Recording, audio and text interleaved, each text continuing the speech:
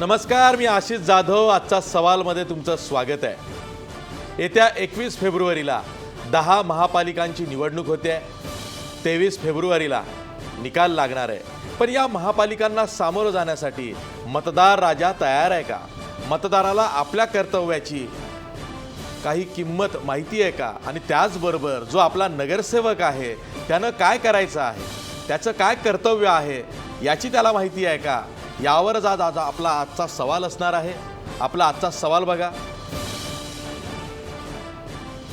महापालिका निवडणुकांमध्ये मतदारांना विश्वासात घेण्यात राजकीय पक्ष कमी पडतात का? या आपल्या आजच्या सवालमध्ये काही महत्त्वाचे मुद्दे दडलेले आहेत ज्यावर आपण चर्चा करणार आहोत. मुद्दा क्रमांक 1, मतदानाची टक्केवारी वाढत नसल्यानं राजकीय मक्तेदारी वाढते का? कर वसुलीच्या तुलनेत महापालिकांमध्ये विकास कामं होतात का? मुद्दा क्रमांक 3, लोकांचे प्रश्न मांडण्याचं कर्तव्य नगरसेवक पार पाडतात का? शेवटचा मुद्दा क्रमांक 4, प्रभाग रचनेमुळे कर्तव्यदक्ष नगरसेवक निवडून येतील का? मुंबई सोडून इतर 9 महापालिकांमध्ये प्रभाग रचना अस्तित्वात आली आहे. त्यानुसार तिथं निवडणुका होणार आहेत. प्रश्न असा आहे की राज्यातल्या बहुतेक ज्या मोठ्या महापालिका आहेत, ज्यामध्ये मुंबई आहे, ठाणे आहे, नाशिक आहे, पुणे, पिंपरी चिंचवड, नागपूर, अशा ज्या मोठ्या महापालिका आहेत त्यांचं बजेट हे काही राज्यांच्या बजेटपेक्षा मोठं आहे. मुंबईचंच उदाहरण घ्या. मुंबईचं बजेट हे 37,000 कोटींचं आहे. जर का मुंबईमध्ये 37,000 कोटींचं बजेट असेल मग तेवढी विकास कामं होतात का? आणि होत असतील तर नगरसेवक ती कशी करून घेतात? कारण त्यांच्या वार्डांमध्येही विकास कामं होतात. त्यासाठी खर्च कसा होतो याचा रखवालदार जर का कोणी असेल तर तो हा नगरसेवक असतो. आणि जो मतदार आहे, ज्यानं आपलं मतदान करून नगरसेवकाला निवडून आणायचं आहे, त्याला आपल्या मताची किंमत माहिती आहे की आपण नेमकं कोणाला निवडून देतो, कशासाठी निवडून देतो. यावरच आपली आजची चर्चा आहे. ही चर्चा करण्यासाठी आपल्या स्टुडिओमध्ये आहेत मुंबईतले एक प्रतिष्ठित RTI कार्यकर्ते अनिल गलगली. त्याचबरोबर आपल्यासोबत पुण्याहून आहेत पुण्यातले बुजुर्ग RTI कार्यकर्ते विजय कुंभार. तसंच आपल्यासोबत शिवसेना कार्यकर्ते मारुती भापकर आहेत. शिवसेनेचे कार्यकर्ते यासाठी म्हटलं की मारुती भापकर आधी सामाजिक कार्यकर्ते होते, आता ते शिवसेनेत गेलेले आहेत. तर मारुती भापकर सुद्धा आपल्यासोबत आहेत. त्याचबरोबर नाशिकहून आपल्यासोबत काँग्रेसच्या प्रवक्त्या हेमलता पाटील आहेत. आणि थोड्याच वेळात मुंबईहून भाजपचे समीर देसाई, जे मुंबई भाजपचे सचिव आहेत, ते सुद्धा आपल्यासोबत जोडले जाणार आहेत. मी चर्चेला सुरुवात करतो आणि पहिला प्रश्न मी विजय कुंभार यांना विचारतो. विजय कुंभार, तुम्हाला खरंच असं वाटतं का की आता जो मतदार आहे, मग तो मुंबईकर असेल, नाशिककर असेल, नागपूरकर असेल किंवा पुणेकर असेल, त्याला हे माहिती आहे की आपल्या मतामुळं एखादा वार्डाचा नगरसेवक निवडून येणार आहे, तर त्यासाठी आपण आपलं मत कसं वापरावं? त्याला त्या नगरसेवकांची कर्तव्य माहीत असतात की त्यानं काय केलं पाहिजे? त्याला हे माहीत असतं का की नेमकं नगर किंवा महापालिकेमध्ये कशी कामं होतात, महापालिकेची कर्तव्य काय आहेत, विकास कामं करायची म्हणजे नेमकं काय करायचं असतं हे महापालिकेला आणि नगरसेवकांना माहीत असतं? याची त्याला जाणीव सार्वत्रिकरित्या असते असं वाटतं की मोजकेच काही मतदार आहेत ज्यांना हे माहीत असतं?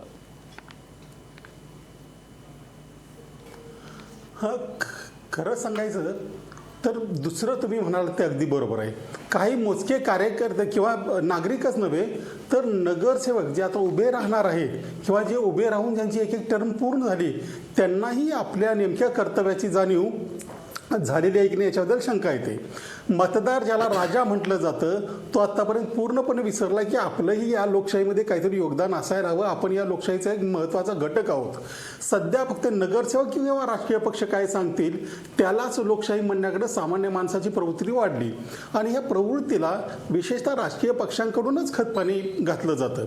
आता पुढे येणारे नगरसेवक काय करणार आहेत हा भाग वेगळाच, परंतु गेल्या 5 वर्षामध्ये एक कायदा आला म्हणजे नगरसेवक जरी निवडून गेला तरी त्यांनी मनमानी करायची नाही. तो त्या मतदारांचा मालक होत नाहीये, तर तो त्या मतदारांचा एक सेवक आहे आणि त्याने एरिया सभा घेऊन लोकांना जी हवं आहे त्या भागामध्ये कामं ती करायची आहेत. परंतु असं कधी घडलं का? नगरसेवकांना हे कधी वाटलं नाही आणि मतदारांनाही त्याची कधी जाणीव झाली नाही. म्हणजे आपलं काम कोण करणार आहे, तो आमदार करतो, खासदार करतो, नगरसेवक करतो का आणखी कोणी करतो, याची जाणीव खरं तर ही शालेय अभ्यासक्रमामध्ये असायला होती की प्रत्येकाने काय कामं करायची आहेत. आणि या लोकशाहीमध्ये आपण लोकशाहीचे मालक झालेले आहोत.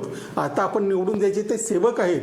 हे असं फक्त निवडणुकीच्या काळापुरतं वातावरण राजकीय पक्षही करतात, राजकीय कार्यकर्तेही करतात आणि मतदार त्याच्यापासून अनभिज्ञ राहिलेत. त्यांना एज्युकेट करावं असंही राजकीय कार्यकर्त्यांना कधी वाटलंय असं मला गेल्या 30-35 वर्षाच्या माझ्या अनुभवात मात्र लक्षात आलेलं नाही. त्यामुळे जितका दोषी राजकीय पक्ष किंवा नगरसेवक किंवा हे जे असतील तितकेच दोषी सामान्य माणूसही असंही नाईलाजानं म्हणावं लागेल. मारुती भापकर, प्रश्न हाच आहे की महापालिकांची जी जबाबदारी आहे की सेवा सुविधा नागरिकांना पुरवणं, विकास कामं करणं आणि झालेल्या विकास कामांची देखभाल करणं, रस्त्यांची देखभाल असेल, नालेसफाई असेल किंवा कचऱ्यांची विल्हेवाट असेल, इतर सेवा सुविधा पुरवणं, यामध्ये महापालिकेचे जे नगरसेवक असतात ते काम करताना लोकांना, नागरिकांना आणि मतदारांना, ज्यांची मतं त्यांना मिळालेली आहेत, त्यांना विश्वासात घेताना दिसत नाही आहेत. तर त्यांनी विश्वासात घ्यावं यासाठी काही बंधनं घालता येतील का?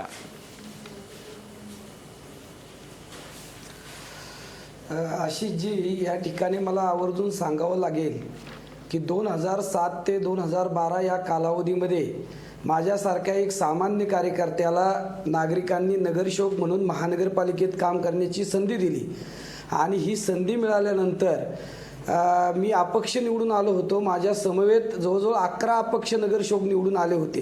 अशा स्थितीमध्ये मी माझ्या वार्डाची जनता दरबार लावून, वार्ड सभा लावून मी नक्की काय भूमिका घेऊ अशा प्रकारची विचारणा माझ्या प्रभागातील मला निवडून देणाऱ्या नागरिकांना विचारणा केली. नागरिकांनी सांगितलं की तुम्ही आमच्या विभागातले वेगवेगळे नागरी समस्या, मूलभूत गरजा यासाठी कार्यकर्ते म्हणून आंदोलन करत आलात, आवाज उठवत आलात आणि त्याचं निवारण आपण केलेलं आहे. भ्रष्टाचार निर्मूलनाच्या संदर्भात मोठा संघर्ष आपण केलेला आहे. तर अशाच प्रकारची अपेक्षा आहे. मला अशी जी आवर्जून या ठिकाणी सांगायला आनंद वाटतो की तो जो जनता दरबाराचा आदेश, जनादेश आला त्यानुसार मला अपक्ष म्हणूनच 5 वर्षे काम करावं असं माझ्या प्रभागातल्या नागरिकांनी आदेश दिला आणि 2007 ते 2012 या कालावधीमध्ये मी माझ्या वार्डाचा नागरिक सांगतील नागरिकांचा विचार घेऊन त्या प्रभागामध्ये मी काम करण्याचा प्रयत्न केला. महानगरपालिकेमध्ये शहराच्या विविध प्रश्नांवरती महापालिका कायद्याचा अभ्यास करून त्या ठिकाणी जनरल बॉडीमध्ये महानगरपालिकेच्या सर्वसाधारण सभेमध्ये वेगवेगळ्या विषयांच्या, पर्यावरणाचा विषय असेल, नदी सुधारचा विषय असेल, नाले सफाईचा विषय असेल, यावरती महानगरपालिकेच्या सभागृहामध्ये मोठा संघर्ष केला. एक अपक्ष नगरसेवक म्हणून देखील अतिशय चांगल्या प्रकारचं काम करता येऊ शकतं.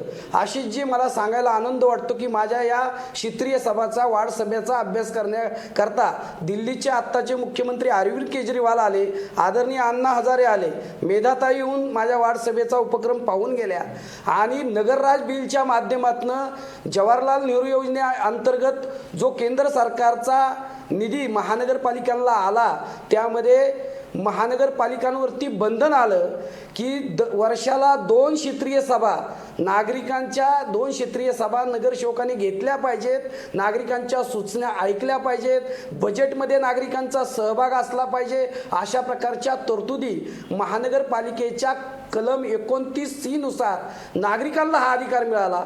परंतु मला दुर्दैवाने या ठिकाणी आवर्जून नमूद करावं लागेल की राज्यातल्या 26 पैकी कुठल्याही महानगरपालिकेने हा महापालिका कायद्यात झालेल्या बदलाची अंमलबजावणी केली नाही. आणि मी आज आपल्याला आवर्जून सांगू इच्छितो की यावरती माननीय मुंबई उच्च न्यायालयामध्ये अशा प्रकारे क्षेत्रीय सभाची अंमलबजावणी कुठलीही महानगरपालिका करत नाही यावरती हायकोर्टमध्ये PIL आम्ही दाखल केलंय आणि आजच त्याच्यावरती सुनावणी झाली आणि 26च्या 26 महानगरपालिकेला त्यावरती नोटीस काढण्याचा निर्णय माननीय उच्च न्यायालय न्यायालयाने घेतलेला आहे. मी या निर्णयाचं अतिशय मनपूर्वक या ठिकाणी स्वागत करतो. नागरिकांचा सहभागातून कामकाज करणं, त्यातून पारदर्शकता, भ्रष्टाचार निर्मूलन आणि सर्वसामान्य नागरिकाच्या मूलभूत गरजा याचा पाठपुरावा, हे सगळी कामं जोपर्यंत नागरिक सहभागी होत नाहीत, नागरिक संवेदनशील होत नाहीत, नागरिक जागृत होत नाहीत, नगरसेवकांना प्रश्न विचारत नाहीत, तोपर्यंत कुठल्याही प्रकारची सुधारणा आणि पारदर्शकता महानगरपालिकेच्या किंवा स्थानिक स्वराज्य संस्थेच्या कारभारामध्ये येऊ शकत नाही. हे या ठिकाणी मला आवर्जून नमूद करायचे. मी थेट जातोय समीर देसाई यांच्याकडं.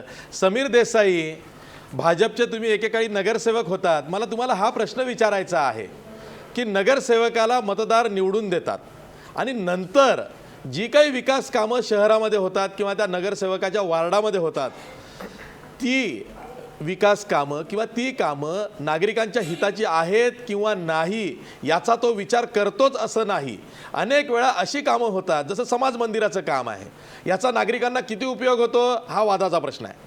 पण अशी जी कामं आहेत ती कामं करण्यावरती नागरिकांनी त्याला जाब विचारावा पुढच्या 5 वर्षामध्ये, अशी कुठली सिस्टीम दिसत नाही. आणि मग एकदा का नगरसेवक निवडून आला की तो मनमानी पद्धतीनं काम करतो. एवढंच नाही तर त्याच्या वार्डामध्ये जो काही विकास निधी खर्च होत असेल त्याचासुद्धा तो व्यवस्थित भान ठेवत नाही. म्हणजे भान याच्या अर्थानं म्हणतो की ते लोकहिताचे आहेत किंवा कामं नाहीत हे तो बघत नाही. असं का होतं? नाही, मी तुमच्या मताशी पूर्णतः सहमत नाही आहे. त्याचं कारण असं की सुधार हा एक निरंतर प्रवाह आहे आणि सुधारणा हे येत राहणार आणि येत राहावे. आपण जर हे बघितलं की अकाउंटेबिलिटी, माझ्या सहयोगी पॅनलिस्ट, मला त्यांचं नाव माहीत नाही, पण त्यांनी सांगितलं की लोकांचा सहभाग आज मुंबई महानगरपालिकेचं अधिनियम जर आपण वाचलं तर त्याच्यामध्ये लोकांचा सहभाग क्रमप्राप्त असण्याकरता 74वी घटनेची दुरुस्ती झाली आणि मुंबई महानगरपालिकेमध्ये 227 इलेक्टेड आणि 5 नॉमिनेटेड सदस्यांची त्याच्यामध्ये तरतूद करण्यात आली. हे 5 सदस्य नॉमिनेटेड हे कुठल्याही NGO किंवा सामाजिक संस्था अशाबरोबर जुडलेले असलेले ही लोक असतात. म्हणजे ह्याच्यानी सामान्य माणसाचं पार्टिसिपेशन हे मुंबई महानगरपालिकेच्या कामकाजामध्ये व्हावं ह्याच्याकरता हा निर्णय घेतला गेला आहे. हा निर्णय तिथपर्यंतच थांबवला का तर नाही. प्रत्येक वॉर्ड लेवलला ज्या वेळेला ही घटनाची दुरुस्ती झाली त्यावेळेला प्रत्येक विभागामध्ये डिसेंट्रलायझेशन्स ऑफ पॉवर व्हावे म्हणून प्रत्येक वॉर्डला वॉर्ड कमिटीज अपॉइंट झाले. वॉर्ड कमिटीजच्या सहाय्यक आयुक्तांना कमिशनरचा दर्जा मिळाला. त्या उपस्थित असलेल्या त्या नगरसेवकांपैकी एका नगरसेवकाला जो बहुमताने निवडून येतो त्याला तिकडे वॉर्ड कमिटीचा चेअरमॅनचं सदस्य मिळालं. त्यांच्याकरता निधी उपलब्ध झाली त्या वॉर्ड करता आणि त्याचं विल्हेवाट कसं लावायचं हे त्या विभागामध्ये त्या वॉर्ड ऑफिसमध्ये ठरलं जातं, त्या मीटिंगमध्ये ठरले जातात. आणि तेवढंच नाही, त्या प्रत्येक वॉर्ड काउन्सिलमध्ये किमान तीन NGO किंवा सामान्य लोकांपैकी सदस्य हे 5 वर्षाकरता त्या 3 लोकांचा सुद्धा सहभाग होतो. म्हणजे पीपल्स पार्टिसिपेशन हे मुंबई महानगरपालिका, मला वाटतं इतर महानगरपालिकामध्ये सुद्धा तीच प्रणाली असावी, हे सातत्याने गेले अनेक वर्षापासून हे चालू आहे. आणि ह्या बाबतीत खऱ्या अर्थात नगरसेवकांनी लोकांच्याच हिताची कामं करावं हेच त्याच्याकडनं अभिप्रेत असतं. आणि जो नगरसेवक हे करत नाही तो नगरसेवक 5 वर्षानंतर कुठे गुम होऊन जातो हे त्याला सुद्धा कळत नाही. पण ह्या मुंबई शहरामध्ये अनेक ज्वलंत उदाहरणं आहेत की नगरसेवक 2-2, 3-3, 4-4 टर्म निवडून येतात आणि हे केवळ लोकांची कामं केल्यानंतरच हे येत असतात. मी लोकांचं मुंबई महानगरपालिके किंवा पालिकेकडे बघण्याचा दृष्टिकोन हा स्वाभाविकपणे वेगळा असण्याची आवश्यकता आहे. ह्याच्यामध्ये अकाउंटेबिलिटी खूप असण्याची आवश्यकता आहे.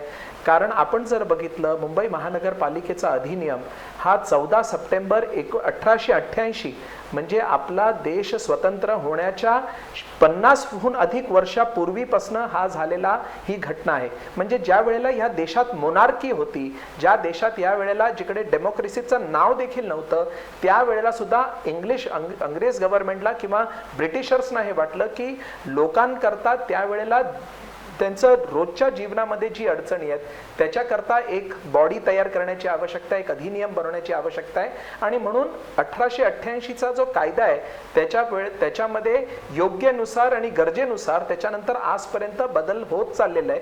आणि म्हणून मला असं वाटतंय की लोकांचं पार्टिसिपेशन हे खूप मोठ्या प्रमाणात मुंबई महानगरपालिकेमध्ये तरी आहे, ह्याच्याबद्दल वाद नाही. कारण ALMs आपण जर ह्या शहरातले अगदी जागरूक ALMs जर बघितले तर मुंबईमध्ये ALMsचा प्रभाव आणि मुंबई महानगरपालिकेमध्ये त्यांचं बघण्याचा दृष्टिकोन किंवा त्यांचं योगदान हे खूप मोठ्या प्रमाणामध्ये आणि ते नाकारता येण्यासारखं नाहीये. प्रजासत्ताकी संस्था आहे जे नगरसेवकांचं प्रत्येक वर्षाला अवलोकन करतं, त्यांनी विचारलेल्या प्रश्नांना गुण देतात, त्यांच्या अटेंडन्सवर त्यांची सभागृहामध्ये त्यांनी भाग घेतलेल्या आहेत ह्याच्यावर त्यांना मार्क दिले जातात आणि त्या आधारावर चक्क नगरसेवकांचा रिपोर्ट कार्ड तयार केला जातो. एवढं पारदर्शक असलेल्या मुंबई महानगरपालिकेमध्ये लोकांचा सहभाग नसतो या मताशी मी सहमत नाहीये. 10 वर्ष नगरसेवकपणे काम करत असताना मला असं वाटतंय की विभागातला प्रत्येक व्यक्तीला नगरसेवक आपली निधीमती अनफोर्सिन फंड असू दे किंवा बजेटरी प्रोव्हिजन असू दे हे लोकांच्या हिताकरता, लोकांच्या सूचनेनुसार आणि लोकांच्या मागणीनुसारच नगरसेवक वापरत असतो आणि ते त्यांनी वापरत राहावं हेच त्याच्याकडनं अभिप्रेत असतं. आणि मला वाटतं प्रत्येक नगरसेवक आपल्या कुवतीप्रमाणे हे करत असतो. अनिल गलगली, जसं आता समीर देसाई म्हणाले की विकास निधीचा खर्च कसा होतो हे जसं पाहणं नगरसेवकाचं काम आहे तसंच ते लोकांचं काम आहे आणि त्यांचं पार्टिसिपेशन त्या दृष्टीनं असतं. पण मला एक मुंबईत नेहमी प्रश्न पडतो की मुंबई महापालिकेचं बजेट हे 37,000 कोटी रुपयांचं आहे. केंद्राची सुद्धा मदत असते, अनेक ठिकाणी केंद्र सरकारची सुद्धा कामं सुरू आहेत, MSRDC MMRDA यांची सुद्धा कामं सुरू आहेत.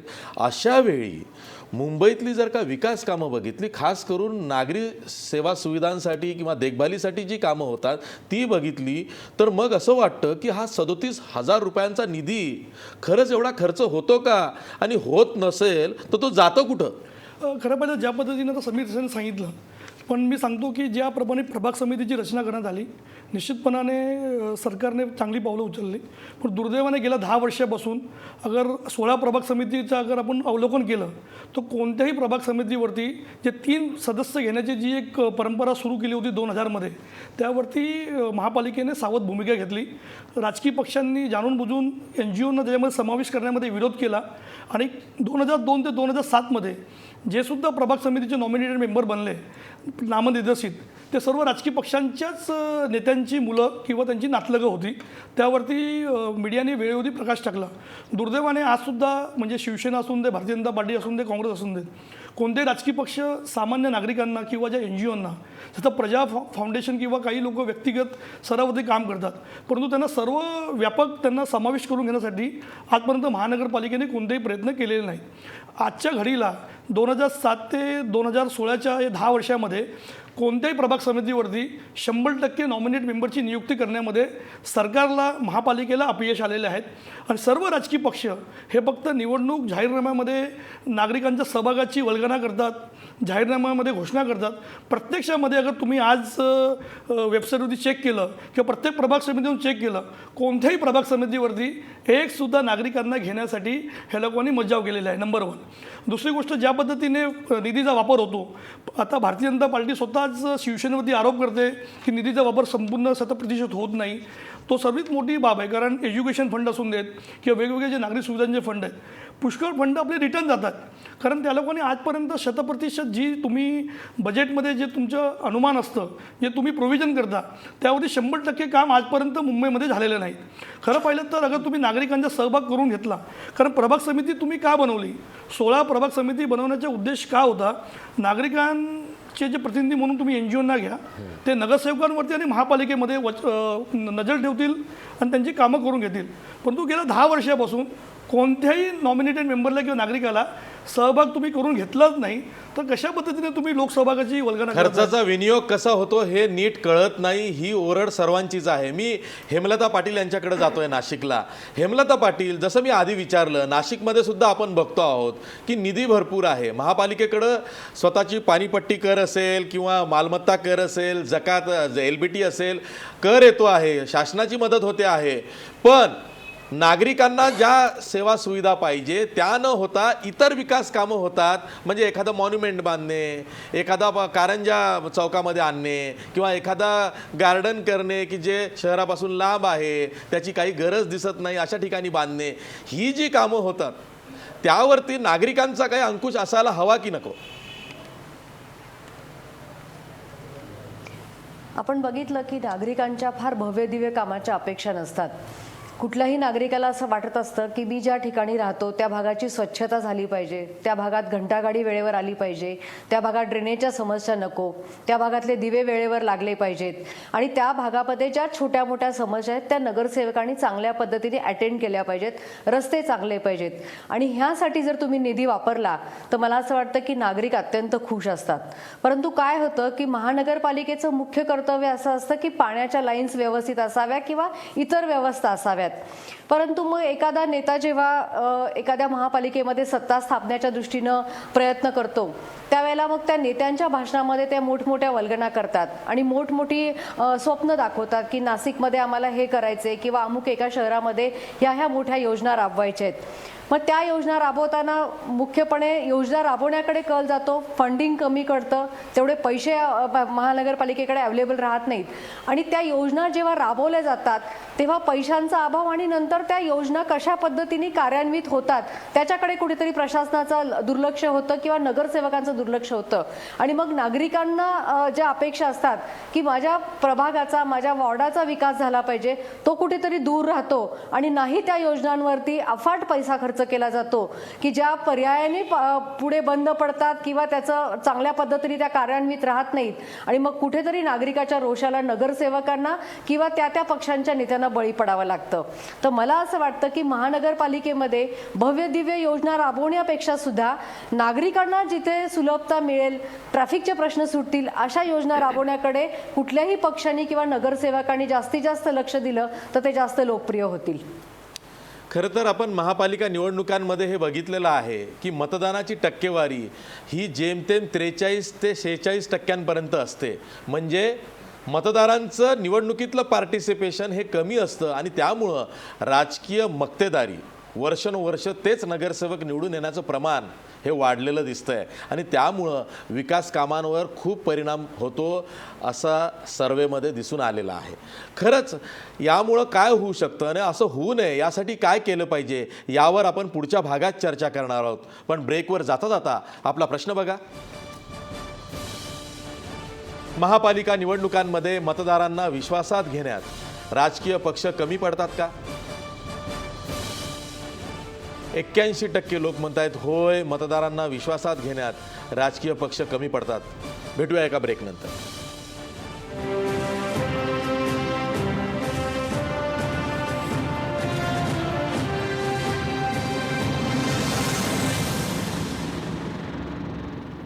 ब्रेकनंतर पुन्हा तुमचं स्वागत. मी थेट जातोय पुण्याला मारुती भापकर यांच्याकडं.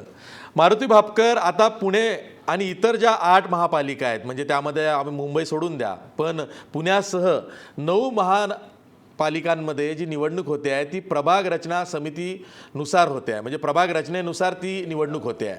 तुम्हाला खरंच वाटतं का की आता एका प्रभागामध्ये 3 ते 4 वॉर्ड ठेवून कर्तव्यदक्ष नगरसेवक निवडून येतील किंवा वर्षानुवर्ष एखाद्या वार्डामध्ये एकच नगरसेवक निवडून येण्याचं प्रमाण कमी होईल? आशिषजी, राज्य सरकारच्या माध्यमातून ज्यावेळी 4च्या प्रभागाचा निर्णय झाला, मला थोडंसं पाठीमागं जायचं आहे की 1997ला वार्ड पद्धत होती, एकच नगरसदस्य निवडून जात होता. 2002ची जी निवडणूक झाली त्यामध्ये 3ची पॅनल पद्धत आली. 3ची पॅनल पद्धतीतून 3 नगरसेवक निवडून गेले. पुन्हा 2007ला सरकारच्या माध्यमातून सिंगल वार्ड पद्धत आली आणि 2012ला दोन नगर सदस्यांचा प्रभाग अशा प्रकारची रचना त्यावेळी करण्यात आली. आणि आत्ताचं जे सरकार आलेलं आहे या सरकारच्या माध्यमातून 4च्या प्रभागाची सिस्टीम आलेली आहे. विस्तीर्ण अशा प्रकारचे हे प्रभाग झालेले आहेत. निश्चित यामध्ये धनशक्तीचा किंवा मसल पॉवरचा वापर करून निवडून येणाऱ्यांची संख्या कमी होऊ शकते, परंतु ज्यांचं नाव आहे, जे कायम काम करणारे कार्यकर्ते आहेत, मीडियाच्या माध्यमातून चर्चेत असणारे कार्यकर्ते आहेत, यांना या निवडणुकीमध्ये काही अंशी फायदा मिळण्याची शक्यता आहे. परंतु जे वाढ पद्धतीचा विचार करून छोटी छोटी कामं नागरिकांची करत होती, अशा प्रकारचे कार्यकर्ते या विस्तीर्ण अशा प्रकारच्या प्रभाग पद्धतीमधनं हद्दपार होणार आहेत.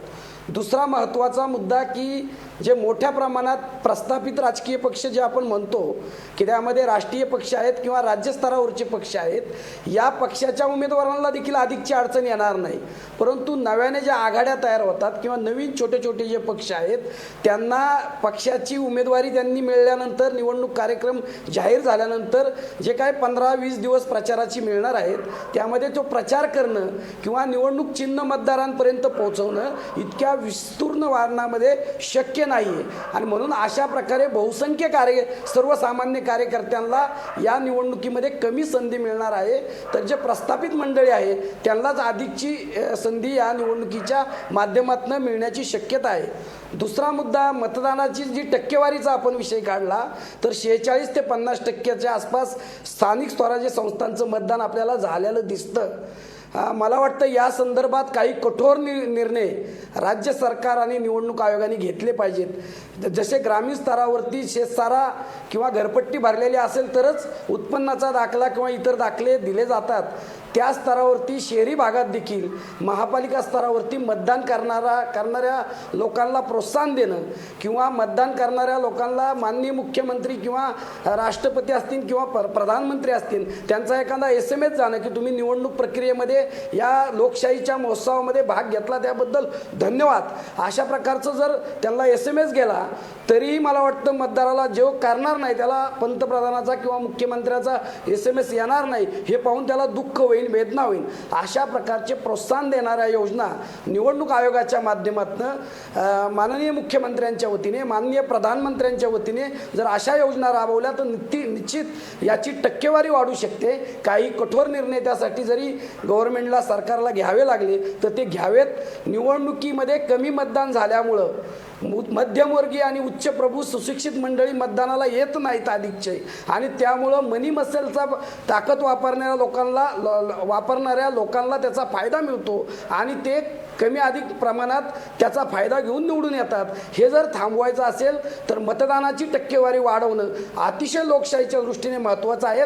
तसे प्रयत्न शासनाच्या माध्यमातून शासनाने केले पाहिजेत, राजकीय पक्षांनी केले पाहिजेत, नागरिकांनी केले पाहिजेत आणि जे काही सामाजिक संस्था आणि NGO आहेत त्यांनी सुद्धा केले पाहिजेत. कारण हा लोकशाहीचा निवडणूक प्रक्रिया हा सगळ्यात महत्त्वाचा महोत्सव आहे आणि म्हणून तशा प्रकारचे प्रयत्न आपण मीडियाने देखील त्या प्रकारे प्रसार आणि प्रचार केला पाहिजे. सगळ्यांची जबाबदारी आहे असं समजून आपण काम केलं पाहिजे. ठीक आहे.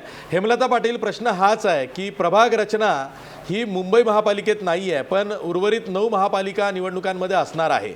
प्रभाग रचना म्हणजे काय तर एका प्रभागामध्ये 2-3 वेळ पडली तर 4 वार्ड येत आहेत आणि मग 4ही वार्डातले जे मतदार आहेत ते 4ही ठिकाणी मतदान करू शकतात असा त्याचा अर्थ काढला गेलेला आहे. तुम्हाला ही प्रभाग रचना अंमलात आणण्यामागं काही राजकारण दिसतंय? काँग्रेसने तसा आरोप केला होता.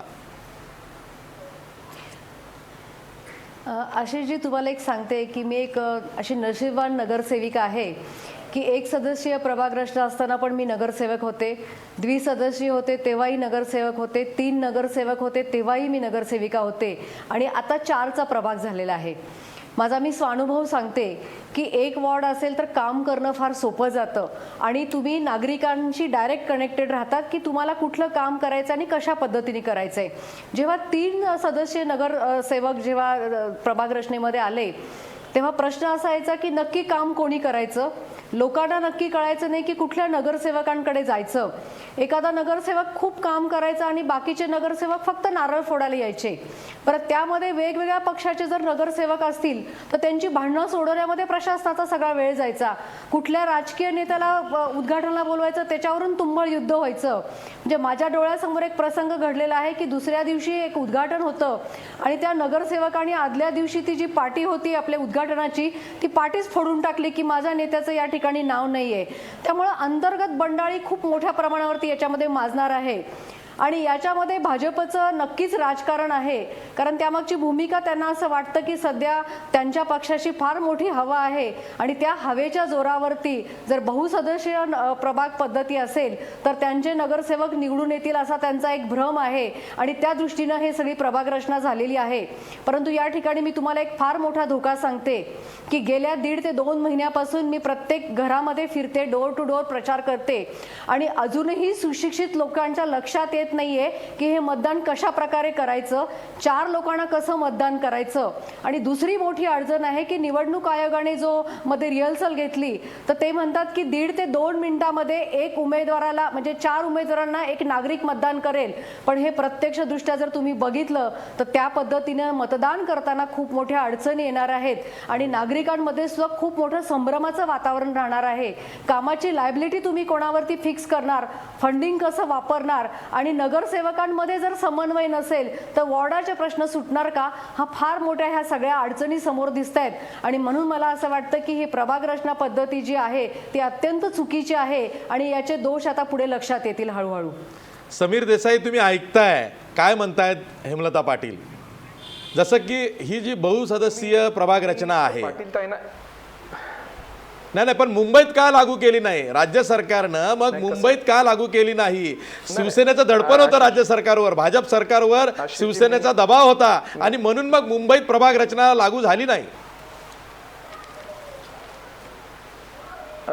मी नुसतं एवढंच सांगू इच्छितो की गेल्या 10 वर्षामध्ये 10 वर्ष काँग्रेस राष्ट्रवादीची सरकार होती आणि त्यावेळेला सुद्धा अनेक महानगरपालिकेमध्ये हे वॉर्ड कमिटीज आणि ड्युएल नगरसेवकाची ही पद्धत होती. म्हणून ह्याच्यामध्ये भारतीय जनता पार्टीचा काहीतरी निजी स्वार्थ आहे किंवा ह्याच्या मागे काही राजकीय हेतू आहे, मी या मताशी सहमत नाही. एक दुसरं, मुंबईमध्ये हे का केलं गेलं नाही आपल्याला समजण्याची आवश्यकता आहे की मुंबईची मतदारांची लोकसंख्या आणि मुंबईची परिस्थिती हे इतर जाग्यांपेक्षा खूप विपरीत आहे. आज मुंबई महानगरपालिकेमध्ये एक वॉर्डमध्ये 50,000 मतदार आहे.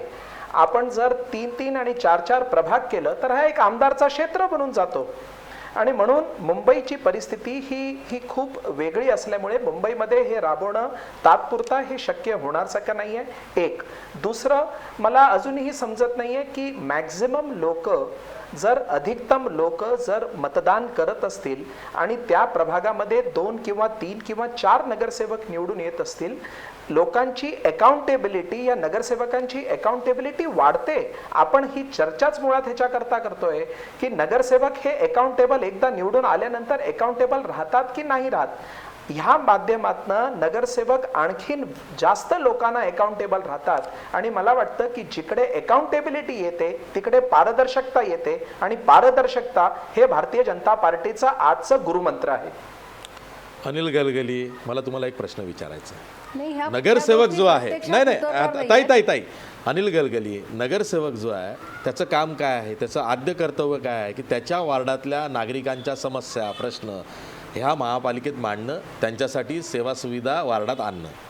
पण आता असं दिसतंय की त्याच्या वार्डामध्ये जी विकास कामं होतात ती वेळेत होणार की नाही किंवा त्याचा विनियोग जो खर्चाचा तो नीट होतो की नाही हे तो बघतच नाही. उलट त्याच्यात तो हात मिळवणी करताना दिसतो आणि मग भ्रष्टाचाराची प्रकरणं येतात, मग आरोप प्रत्यारोप होतात आणि मग नागरिकांना सेवा सुविधा कमी मिळतात.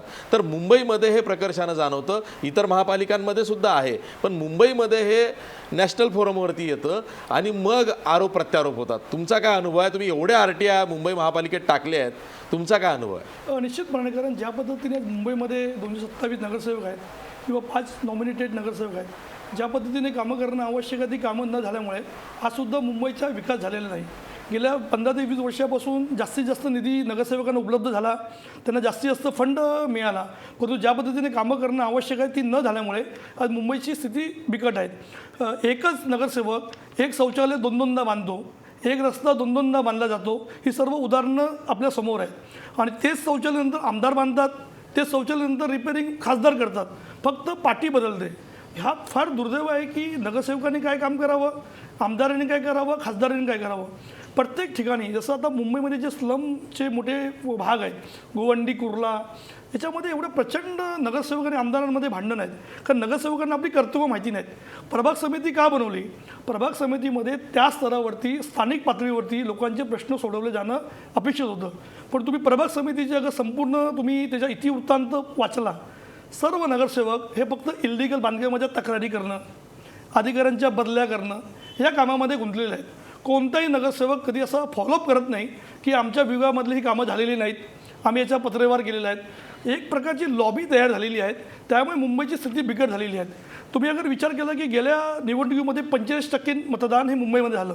मुंबईमध्ये जास्त सुशिक्षित लोक आहेत, सर्व राजकीय पक्ष जास्त सक्रियतेने काम करतात, मोठे मोठे NGO आहेत, सामाजिक कार्यकर्ते आहेत, पण आपला कधी आकडा 50%चा पुढे जात नाही.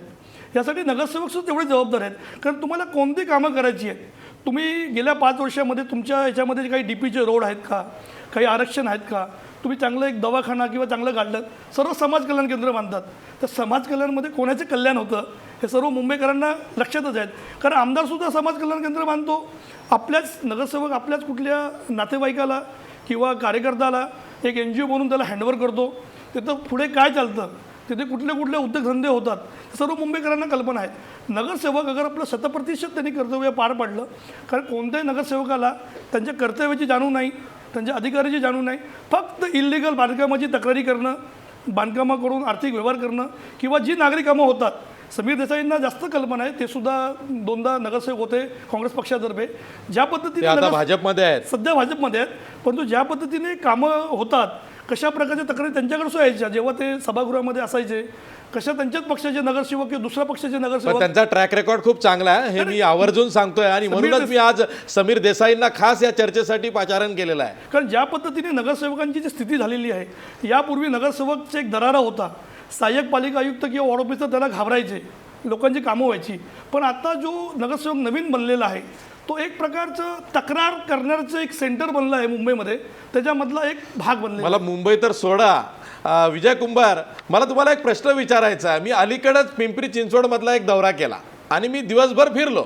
माझ्या असं लक्षात आलं की पिंपरी चिंचवडचे बहुतेक नगरसेवक हे राज्यातल्या खूप मोठे नेते आहेत की काय. एवढे मोठे मोठे कटआउट्स, त्यांचे फ्लेक्स लागले होते आणि जो काही श्रीमंतीचा भपका त्यांच्या वागण्या बोलण्यात त्यांच्या कार्यालयात मला दिसत होता, मला असं वाटलं की पिंपरी चिंचवडमध्ये हे चाललंय काय.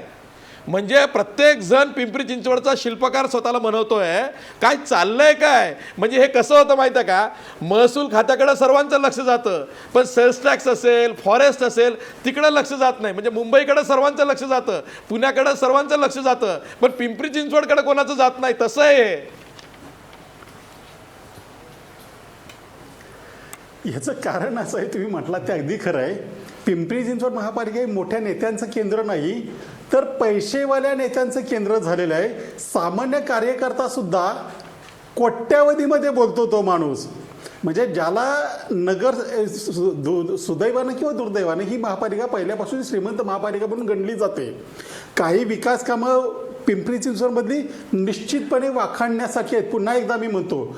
परंतु या विकास कामावर किती खर्च करायचा याचं कुठलाही धरबंध नाही. जो रस्ता बाहेर 1 कोटीमध्ये होत असेल तर तो पिंपरी चिंचवडमध्ये 32 कोटीपर्यंत जातो. हे इथलं वास्तव आहे.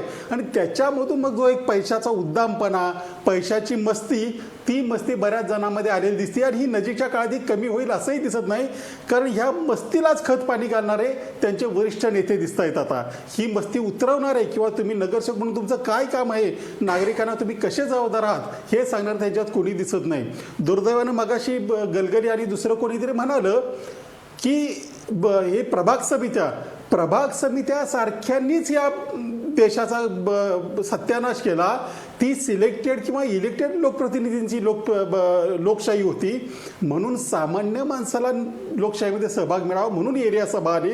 आणि कुठल्याही मारुती बापकर अपवाद आहेत. आणि सुदैवाने त्यांनी ज्यावेळेला ती प्रभाग समिती घेतली त्यावेळेला ते सामाजिक कार्यकर्ते होते, राजकीय पक्षाचे नेते होते. आता राजकीय पक्षाचे नेते झाल्यावर पुढे काय करतील ते बघूया. म्हणून ह्या प्रभाग समितीची गरज होती. ह्या प्रभाग समितीला जर एरिया सभेला तर कदाचित नागरिकांचा सहभाग वाढेल. पण पिंपरी चिंचवडबद्दल ही पिंपरी चिंचवड हे संपूर्ण देशामध्ये स्वतंत्ररित्या अभ्यास करण्याची गोष्ट आहे, एवढं मी या निमित्तानं सांगू शकतो. हे मलाही पटलेलं आहे आणि मी तो अनुभव घेतलेला आहे. आपण पुढच्या भागामध्ये यावरच चर्चा करणार आहोत की पीपल्स पार्टिसिपेशन या निवडणुकांमध्ये का होणं गरजेचं आहे? मतदाराला आपल्या मताची किंमत कळणं हे का गरजेचं आहे? ब्रेकवर जाता जाता आपला प्रश्न बघा. महापालिका निवडणुकांमध्ये मतदारांना विश्वासात घेण्यात राजकीय पक्ष कमी पडतात का? 84% लोक म्हणतायत होय, मतदारांना विश्वासात घेण्यात राजकीय पक्ष कमी पडतात. पुन्हा भेटूया ब्रेकनंतर.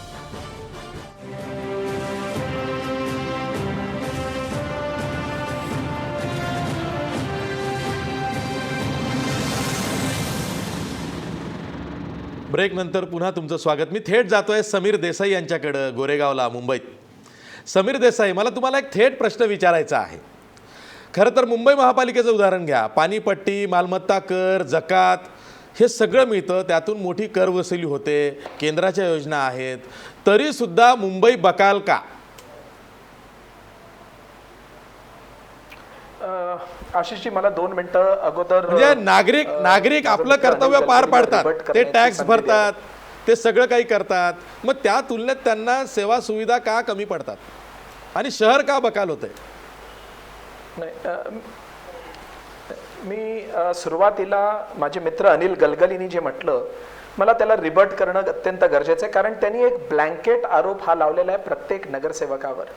अनिलजीला मी एवढंच विनम्रपूर, अनिलजी माझे मित्र आहेत, पण एक तर त्यांची थोडी दुरुस्ती करतो मी त्यांच्या माहितीमध्ये, की मुंबई महानगरपालिकेच्या प्रभाग समितीमध्ये अनऑथराइज्ड कन्स्ट्रक्शन बद्दल चर्चा ही रेकॉर्डवर कधीच घेता येत नाही, कारण ते अभिप्रेत नसतं.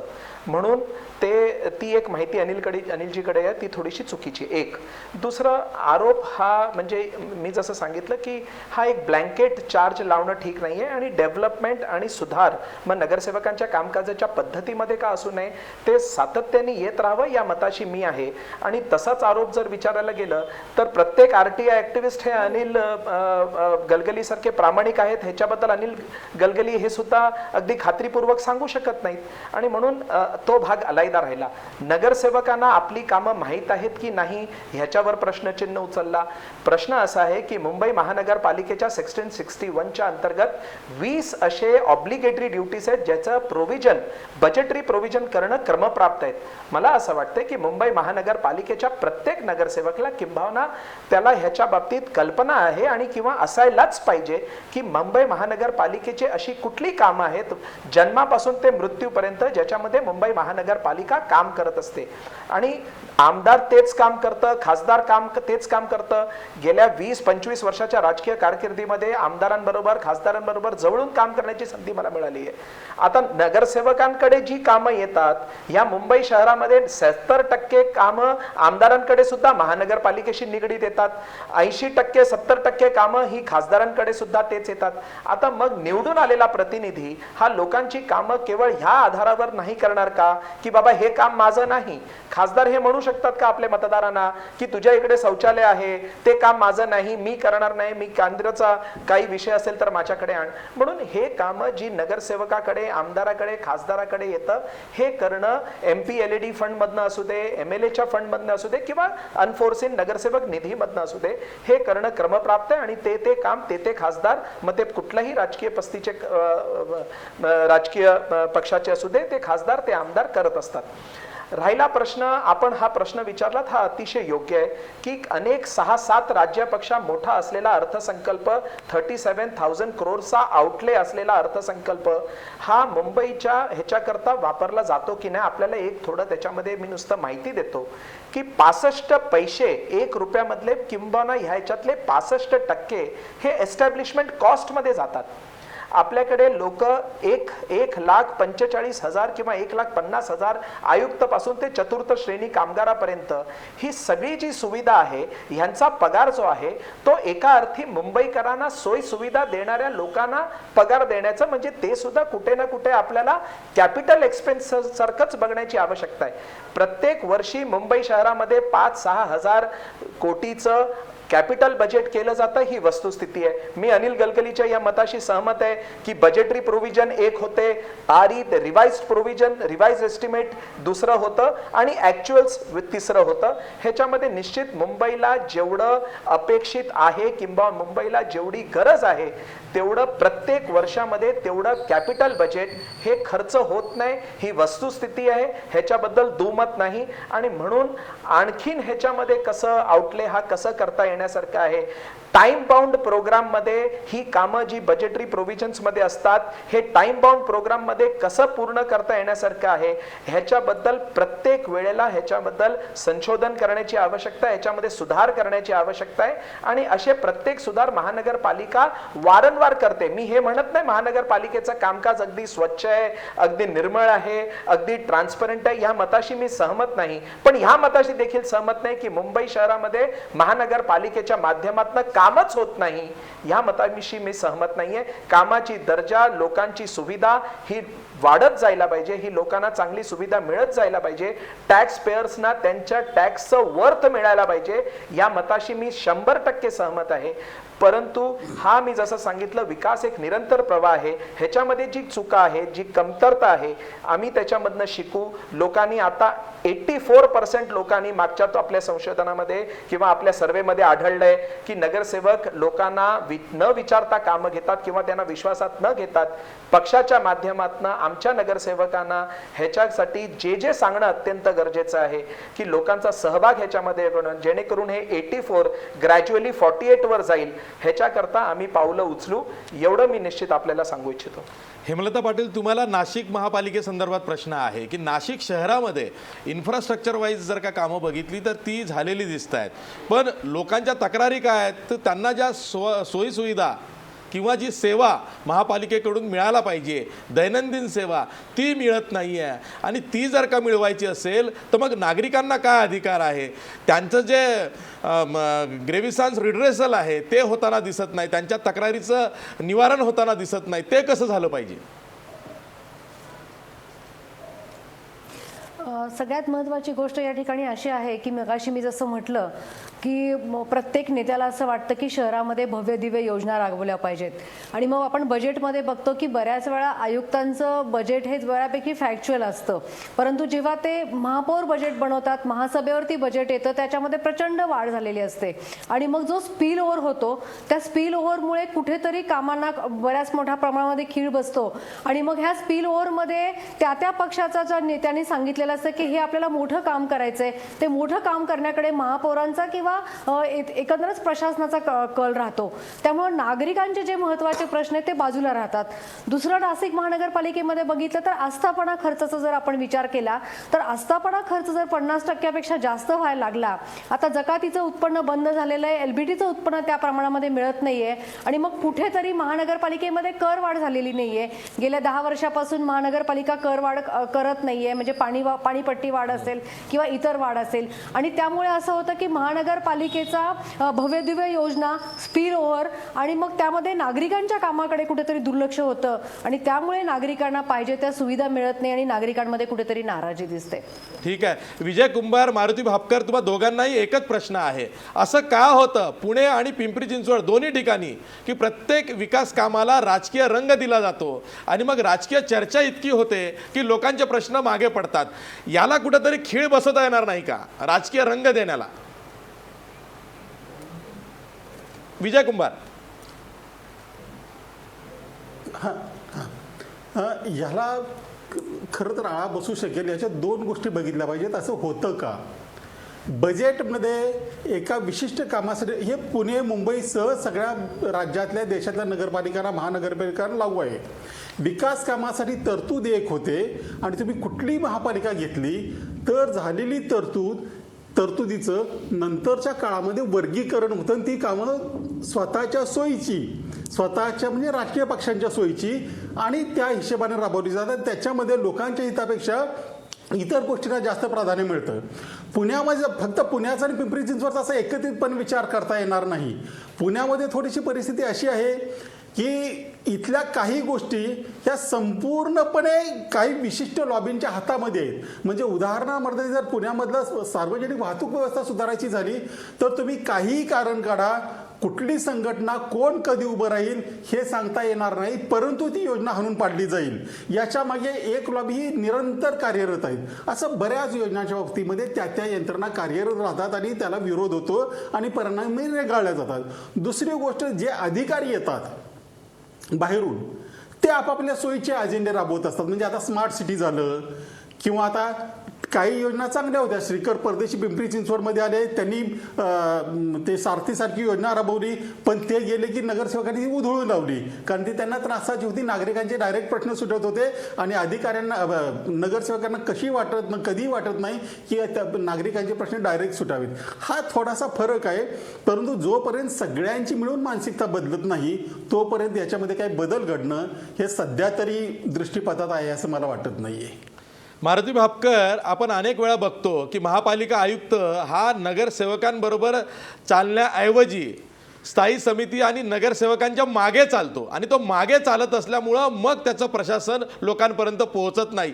याच्यावर काही अंकुश लावता येईल का की जो प्रशासकीय अधिकारी आहे त्यानं नगरसेवकांचं ऐकावं, स्थायी समितीचं ऐकावं, पण स्वतःचंही काहीतरी करून दाखवावं? हे होताना दिसत नाही. एखादाच अपवाद निघतो.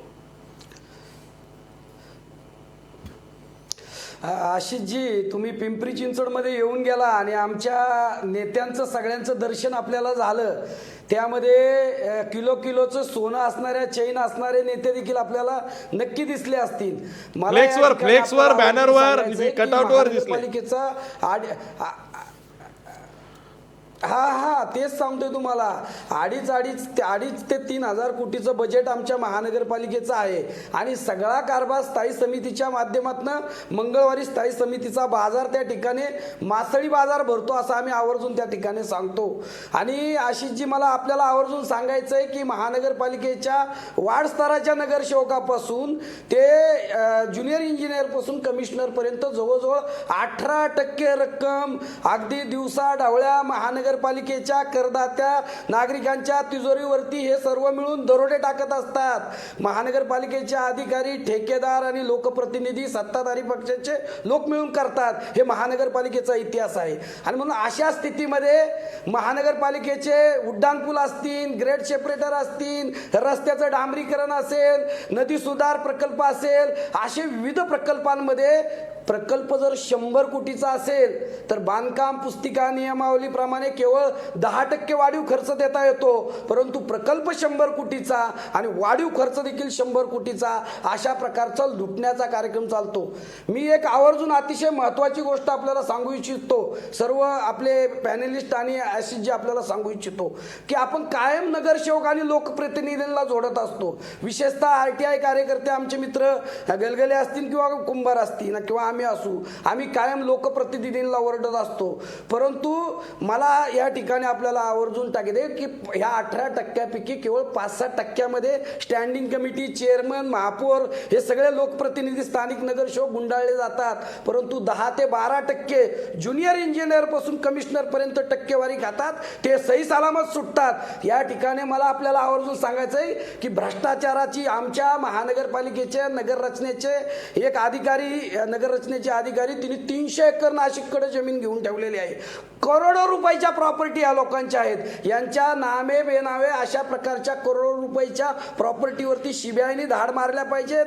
माझी तर देवेंद्र फडणवीस मुख्यमंत्री यांना विनंती आहे की पिंपरी महानगरपालिकेचे सर्व कमिशनर, दिलीप बंडांचा काळ असेल, आशिष शर्मांचा कालावधी असेल, डॉक्टर श्रीकर परदेशींनी अतिशय चांगलं काम केलं त्यांच्याही कार्यकाल असेल, किंवा राजीव जाधव कमिशनर असतील, या सगळ्या कमिशनरांच्या कार्यकालाची चौकशी जर केली तर मला वाटतं निम्म्यापेक्षा अधिक कमिशनर देखील जेलमध्ये जातील. अशा प्रकारचा भ्रष्टाचार महानगरपालिकेमध्ये चालतो आणि त्याचा सगळा परिणाम महानगरपालिकेच्या प्रकल्पांमध्ये दर्जाहीन विकास प्रकल्प, दर्जाहीन प्रकल्प राबवण्यामध्ये होतो. मूलभूत ज्या काही सोयीसुविधा आहेत त्याच्यावरती परिणाम होतो. असे सगळे प्रकार पिंपरी महानगरपालिकेमध्ये राजरोसपणे चालतात. हे सगळं जर थांबवायचं असेल तर प्रभावी पद्धतीने जनतेने जागृत होऊन नागरिकांना आणि प्रशासनाला प्रश्न विचारले पाहिजेत. वेळ प्रसंगी न्यायालयात गेलं पाहिजे, फौजदारी केसेस केल्या पाहिजेत, माननीय उच्च न्यायालयामध्ये जनहित याचिका दाखल केल्या पाहिजेत. जोपर्यंत जनता संवेदनशील होत नाही, जनता जागृत होत नाही, जनता प्रामाणिक माणसाच्या पाठीशी राहत नाही, निवडणुकीच्या निमित्तानं जे पैसे वाटतात, प्रलोभन देतात, आमिष दाखवतात, 2 नंबरचा हेच पैसा जो काय हे पैसे वापरतात, यांना घरी बसवत नाही, तोपर्यंत कुठल्याही प्रकारे परिवर्तन होणार नाही. ठीक आहे. अनिल गलगली, शेवटी तुमच्याकडे येतो. हाच प्रश्न आहे. हा पिंपरी चिंचवड किंवा पुण्याचा नाही आहे, हा सगळा प्रश्न आहे, म्हणजे सगळीकडचा आहे. ही कीड सर्वत्र आहे. त्यांनी एक मुद्दा जो मांडला, जो मलाही तुम्हाला विचारायचा आहे. असं का होतं की आता मुंबईमध्ये आपण बघतो की पावसाळ्यात रस्त्यांवरती खड्डे पडतात. हे दरवर्षी असं होतं. रस्ते हे डांबरीकरण केलं जातं, त्याची दुरुस्ती केली जाते, पण तेच ते दर्जाहीन कामं केल्यामुळं ती सारखी कामं खराब होतात. म्हणजे कुठलंही उदाहरण घ्या, हे असं का होतं? अशी एक व्यवस्थित चैन इथं कार्यरत असते की काय? मग तो नगरसेवक आणि अधिकारी हात मिळवणी घालून हे करतात का? कंत्राटदार, म्हणजे आपण म्हणतो ना की ती भ्रष्ट युती असते, कंत्राटदार, राजकारणी आणि अधिकारी. तर ही तोडायची असेल तर काय केलं पाहिजे? निश्चितपणे, कारण आता तुम्ही बघितलं की गेल्या 2 आठवड्यामध्ये मुंबई महापालिकेमध्ये 3,500 कोटीचे प्रस्ताव मंजूर करण्यात आले. आचारसंहिता लागली. तुम्ही लास्टच्या मुवमेंटला असे कामं करतात. तसं आता भापकर पहिला सामाजिक कार्यकर्ते होते, सध्या ते कुठल्या तरी पक्षामध्ये काम करतात, शिवसेनेमध्ये गेलेत. पण हेच नगरसेवक किंवा हे लोकप्रतिनिधी असे लास्टला मुवमेंटला जी कामं येतात त्याचा विरोध का करत नाहीत? तुमची सुद्धा हातमिळवणी असते. नेहमीच सांगतं की स्टँडिंग कमिटी, अंडरस्टँडिंग कमिटी असते. जेव्हा अशी कामं लास्ट मुवमेंटला येतात तेव्हा त्याच्यावरती नगरसेवकांचं किंवा कोणाचे वचक नसतो, कोणी प्रश्न विचारत नाहीत. मनसेसारखी पार्टीसुद्धा सभात्याग करून बाहेर जाते. म्हणजे जेव्हा तुमचा फायदा असतो, तुमचं स्वहित असतं, ठीक आहे, आम्ही राजकीय पक्षांवरती आरोप करतो, कारण राजकीय पक्ष ही लोकशाहीमध्ये एवढी व्यवस्था मजबूत बनलेली आहे. राजकीय पक्षांच्या लोकांना निवडून लोकांनी का दिलं आहे? तुम्हाला तिकडे लोकांना जाब विचारायचे, अधिकाऱ्यांना चुकीच्या कामाला थांबवायचं आहे. पण जेव्हा अधिकारी, लोकप्रतिनिधी आणि कंत्राटदार ह्यांच्या जेव्हा संगनमत होतं तेव्हा मुंबई महापालिका किंवा पिंपरी चिंचवड, कारण भापकर तुम्ही पिंपरी चिंचवडवरती बोलत आहात, पण मुंबईवरती तुम्ही का नाही बोलत आहात? सेम परिस्थिती पुऱ्या राज्यामध्ये आहेत. तुमचं तुम्ही झाकून ठेवू नका.